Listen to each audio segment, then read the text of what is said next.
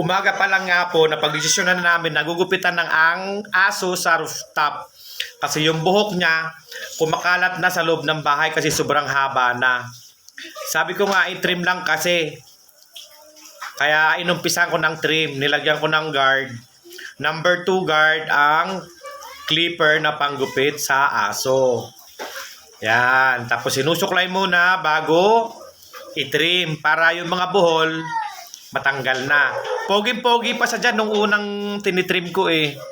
Tapos ipinagpatuloy ng ating tropa, ating mahal na kaibigan, minamahal, as in mahal na mahal. Medyo nga lang patal. Pasensyahan nyo na po ang aking salita kasi ano po yun. Search nyo na lang po, Bicol yun.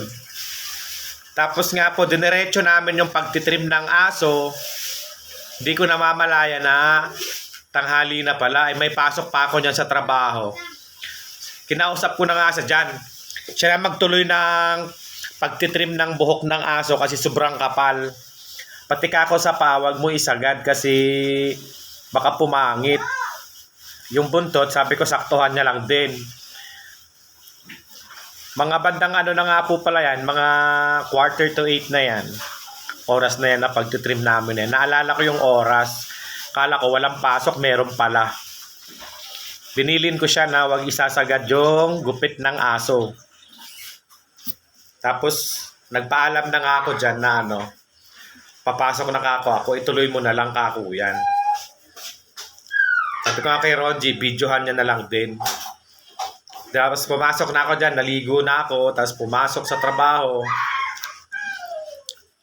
Gusto kong tawagan kaso hindi ko matawagan eh. Ayan nga po ang kinalabasan ng aso. Tingnan nyo yung paa, kalbo. O di ba? Mukhang malnuris na hindi pinakain ng 5 buwan. O. Tapos yung ulo, yung tenga, hindi binawasan yung buhok. Yung liig hindi rin. Kala nyo tuloy parang may biki kabilaan ng pisngi eh. Ayan o. Kakatakot sabi ko nga eh. Mukhang alien na tuloy. Ang gawa ng mga patal.